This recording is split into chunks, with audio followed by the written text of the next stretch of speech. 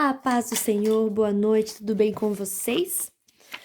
E hoje, mais uma leitura da Bíblia, vamos iniciar o livro de Esther. E hoje a gente vai ler o capítulo 1, 2, 3 e 4. 4 capítulos do livro de Esther. Vamos lá então? Esther, capítulo 1. A rainha Vasti desafia o rei Xerxes. Foi no tempo em que Xerxes era rei da Pérsia. A capital era Suzã, e o reino se dividia em 127 províncias, que iam desde a Índia até a Etiópia. No terceiro ano do seu reinado, o rei deu um banquete para todos os seus oficiais e servidores. Estavam presentes também os chefes dos exércitos da Pérsia e da Média, e os governadores e a gente da nobreza das províncias. Durante 6 meses, Xerxes exibiu a todos as riquezas do seu reino e o luxo e o esplendor da sua corte. Depois de 6 meses, o rei ofereceu nos jardins do palácio um banquete para todos os moradores de Suzã, tanto os ricos como os pobres. A festa durou uma semana. O pátio estava todo enfeitado, com cortinas de algodão brancas e azuis amarradas com cordões de fino linho vermelho, que estavam presos por argolas de prata a colunas de mármore. O piso era feito de ladrilhos azuis, de mármore branco, de madrepérola e de pedras preciosas. Nesse pátio havia sofás de ouro e de prata. Os convidados tomavam as bebidas em copos de ouro, todos eles diferentes uns dos outros. E o rei mandou que o seu vinho fosse servido à vontade. Todos podiam beber o quanto quisessem. O rei havia ordenado aos empregados do palácio que servissem a todos os hóspedes quanto vinho eles quisessem. A rainha Vasti também ofereceu no palácio real um banquete para todas as mulheres dos convidados. No 7º dia de banquetes, o rei já havia bebido bastante vinho e estava muito alegre. Aí ele mandou chamar os 7 eunucos que eram seus servidores particulares. Eles se chamavam Meumã, Bistá, Arbona, Bigtá, Abacta, Zetar e Carcas. O rei ordenou que eles fossem buscar a rainha Vasti e que ela viesse com a coroa de rainha na cabeça. Ela era muito bonita e o rei queria que os nobres e os outros convidados admirassem a sua beleza. Mas a rainha não atendeu à ordem do rei e por isso ele ficou furioso. Antes de tomar qualquer decisão, o rei consultava os entendidos em questões de lei e de costumes. Portanto, mandou chamar os conselheiros em que ele tinha mais confiança, isto é, Carcena, Setar, Admata, Tarses, Meres, Marcena e Memucã.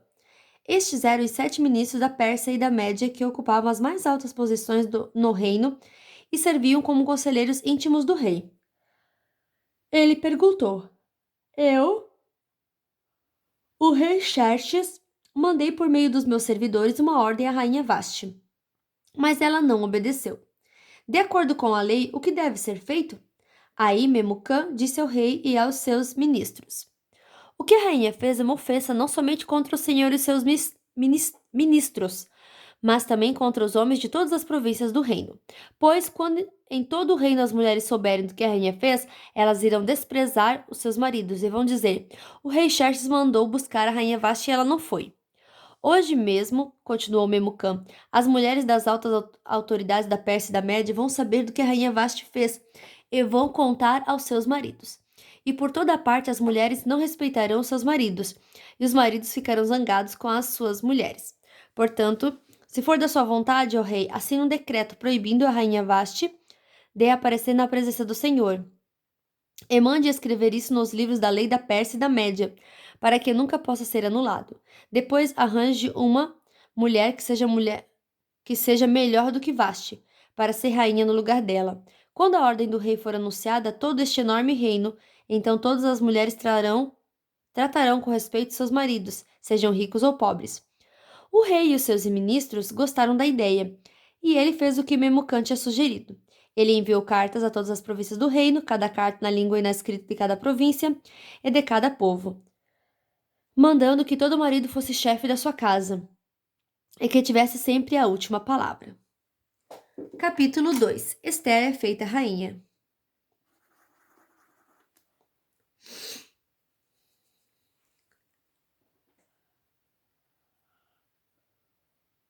Mais tarde, a raiva do rei já havia passado, Mas mesmo assim ele continuava a pensar no que Vashti havia feito e no decreto que ele havia assinado contra ela. Aí, alguns dos seus servidores mais íntimos lhe disseram: Ó rei, mande buscar as mais lindas virgens do reino, escolha funcionários em todas as províncias e ordene que tragam as moças mais bonitas para o seu harém aqui em Suzã, a capital.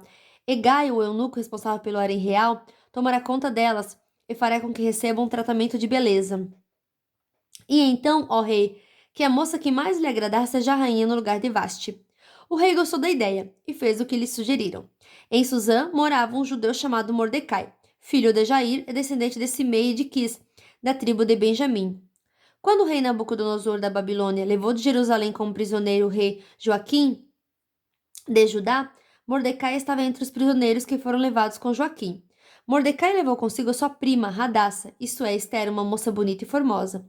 Os pais dela tinham morrido, e Mordecai havia adotado a menina e a tinha criado como se ela fosse sua filha. Quando o rei mandou anunciar a ordem, muitas moças foram levadas para Suzã, a capital, e entregues aos cuidados de Egai, o chefe do harém do palácio. Uma dessas moças era Esther. Egai gostou dela e ela conquistou a simpatia dele. Imediatamente ele começou a providenciar para ela o tratamento de beleza e a comida especial. Arranjou 7 das melhores empregadas do palácio para cuidarem dela e colocou Esther e as empregadas nos melhores quartos do harém. Esther fez conforme Mordecai tinha mandado e não disse nada a ninguém a respeito da sua raça e dos seus parentes.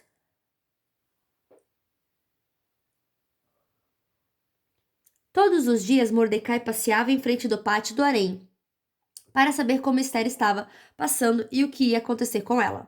O tratamento de beleza das moças durava um ano. Durante 6 meses eram usados perfumes de mirra e no resto do ano outros perfumes e produtos de beleza. Terminando o tratamento, cada moça era levada ao rei Xerxes. Quando chegava a sua vez de ir do harém até o palácio, cada moça tinha o direito de levar tudo o que quisesse. À tarde ela ia no palácio e de manhã seguinte ia para outro harém, e era entregue aos cuidados de Sasgás, o eunuco responsável pelas concubinas do rei. Ela não voltava a se encontrar com o rei a não ser que ele gostasse dela e mandasse chamá-la pelo nome. Chegou a vez de Esther, filha de Abiail e prima de Mordecai. A moça que Mordecai tinha criado, a moça que conquistava a simpatia de todos os que a conheciam. Quando chegou a sua vez de encontrar com o rei, ela levou somente aquilo que Egai, o eunuco responsável pelo harém, havia recomendado. Esther foi levada ao palácio para apresentar-se ao rei Xerxes no mês de Tebete, o 10º mês do 7º ano do seu reinado. Ele gostou dela, mais do que qualquer outra moça, e ela conquistou a simpatia e admiração dele, como nenhuma outra moça havia feito.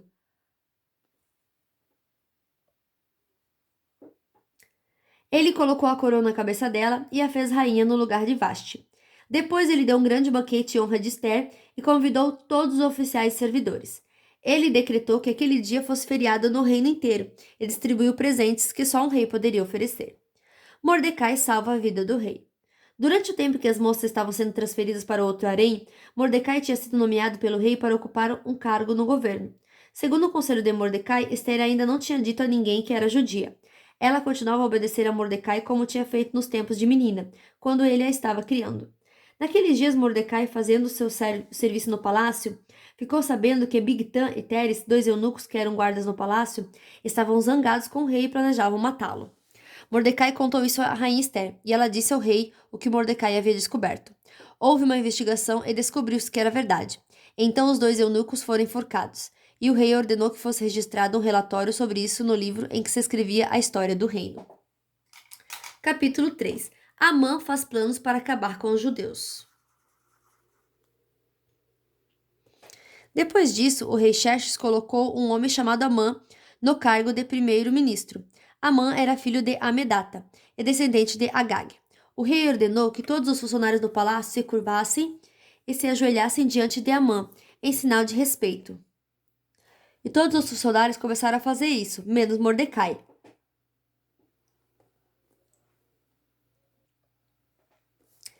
Ele não se curvava nem se ajoelhava. Aí os outros funcionários perguntavam a Mordecai por que ele não obedecia a ordem do rei. Todos os dias eles insistiam com ele para que obedecesse, mas não adiantava. Ele explicava que não obedecia porque era judeu. Então eles foram contar isso a Amã para ver se Mordecai continuaria a desobedecer a ordem do rei. Amã ficou furioso quando viu que Mordecai não se ajoelhava em honra dele. e quando lhe disseram que Mordecai era judeu, Amã achou que não bastava matar somente Mordecai. Ele fez planos para matar também todos os judeus que haviam no reino de Xerxes. No ano 12 do reinado de Xerxes, no primeiro mês, o mês de Nissan, Amã ordenou que tirassem a sorte.